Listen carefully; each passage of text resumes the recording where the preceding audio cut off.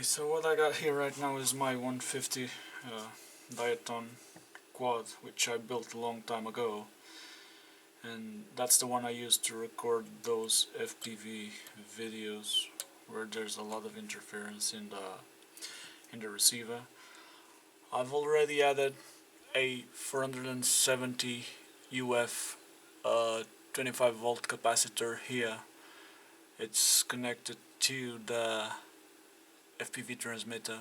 This is all built at home, cheapest as you can get, so you cannot expect too much of it, too much high quality, but it's enough for practice.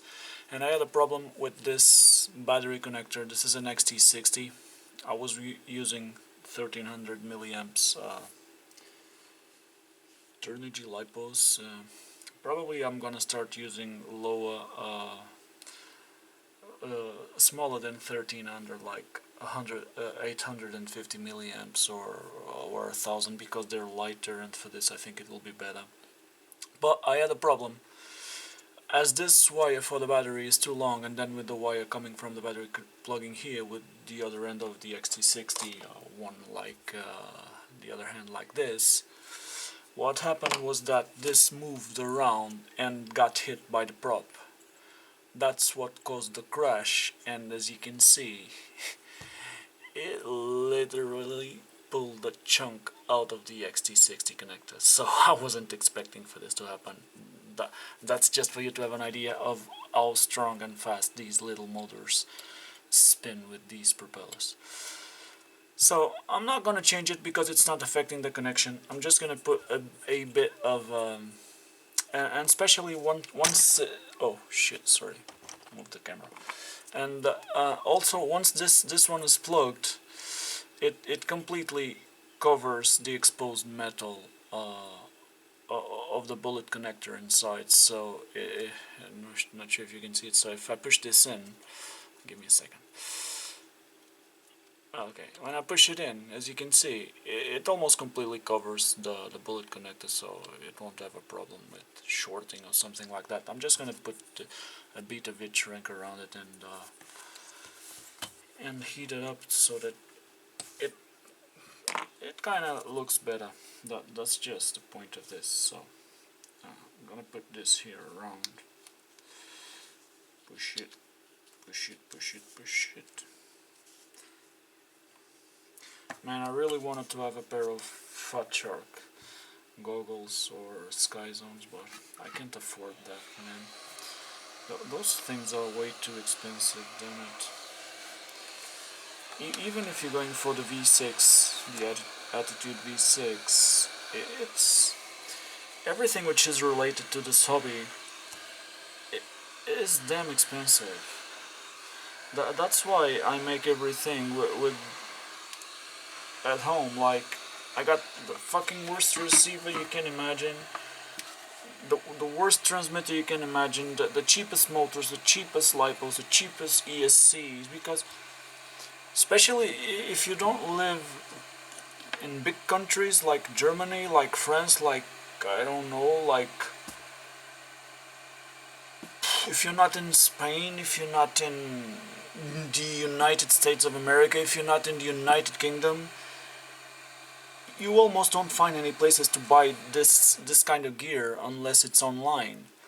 And online, everything is way too damn expensive, and then I simply, you gotta pay expensive for the gear, and then you gotta pay taxes.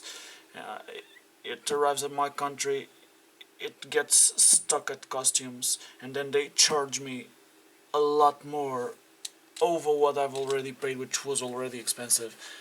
And so I'm following channels for 6 or 7 years. I've been following those guys like Joshua Bardwell, Andy RC Skim, RC Model Reviews, Bruce from New Zealand, and man, they got so many pairs of Fat Sharks, of Sky Zones, of DJIs, and they got everything. People well, it's cool that they got it, and they show it, and I've learned a lot from them, and I thank them for that.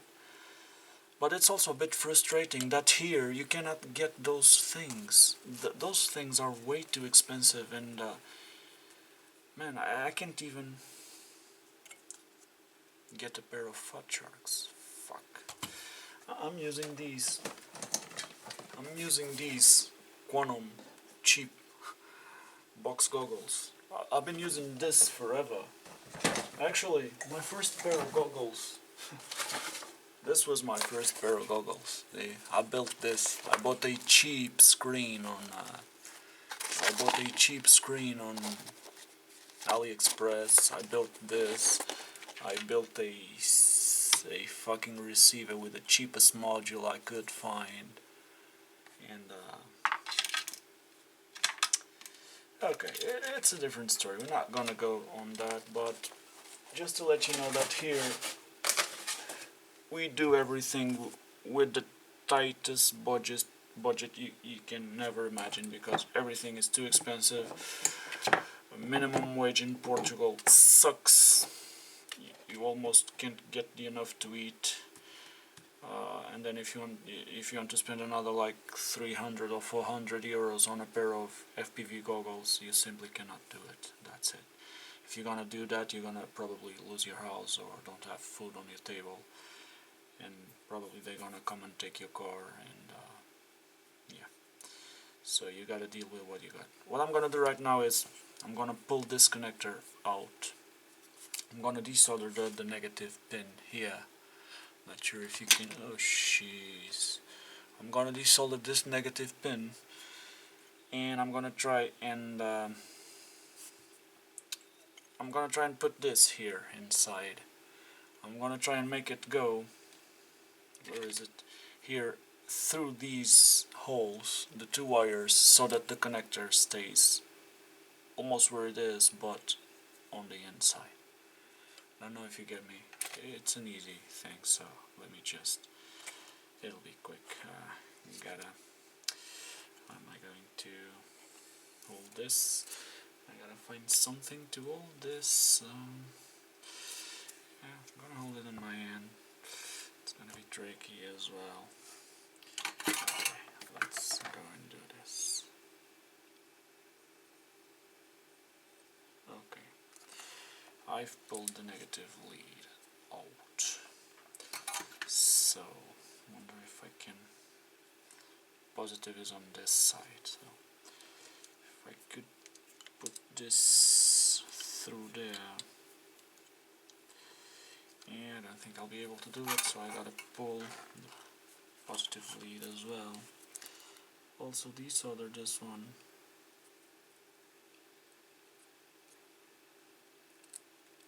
And there we go. And now, okay, I pulled the connector out, so now I'm just gonna put it through here. And the idea is that it stays in here more or less like this, or I could put it just on one side. I wonder if I could do that. Yeah, I think this would be even better. It would go here on one side. I could plug it on this side. I like it better on this side.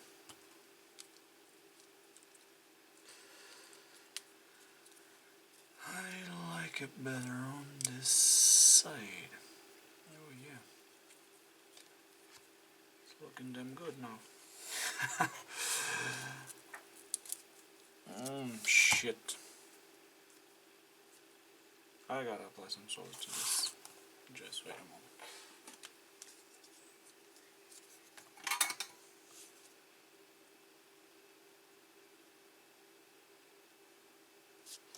Yeah.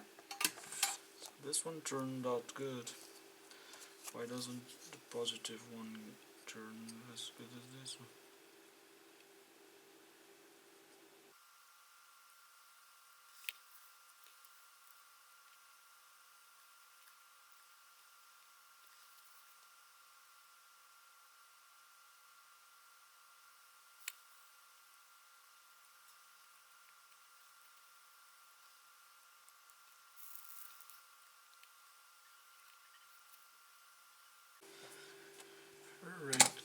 continuing, I got it through here. I was thinking of putting it, I was talking about placing it on the side, but I decided to put it in the middle. Just been smoothing out these edges with a file so that they don't cut my wires. Yeah, and now I'm gonna try and solder the thing in place.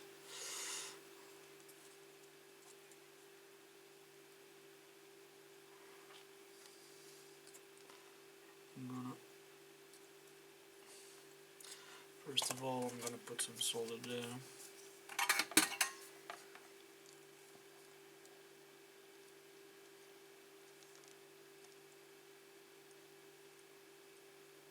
On that part.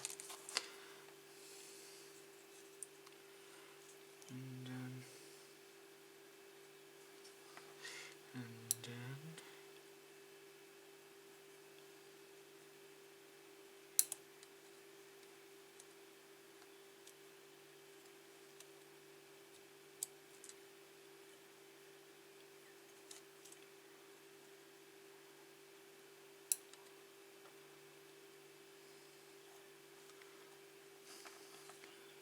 that's the kind of tricky thing to do.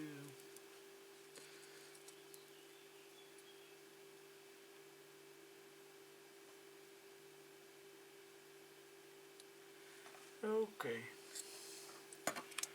ground is in place.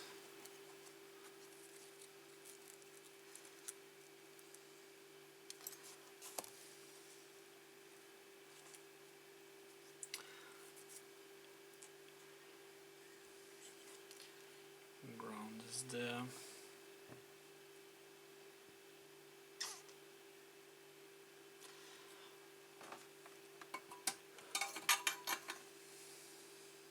Now I'm gonna go for the positive. Right, so after a bit of a struggle, I managed to solder the thing in place the way I wanted. And now, as you see, I got the connector here. I got the connector here. And I put a battery. So whenever I place a battery, I can simply twist it around and plug it this way, and it won't. I gotta use one of these because this is a CC3D running LibrePilot, and I can seem to put the beeper on that. So, yep. Whenever I run it, it goes like this. There's no trouble, and the wires won't get ahead of the props anymore. Let me just check if the thing is giving me FPV video feed. So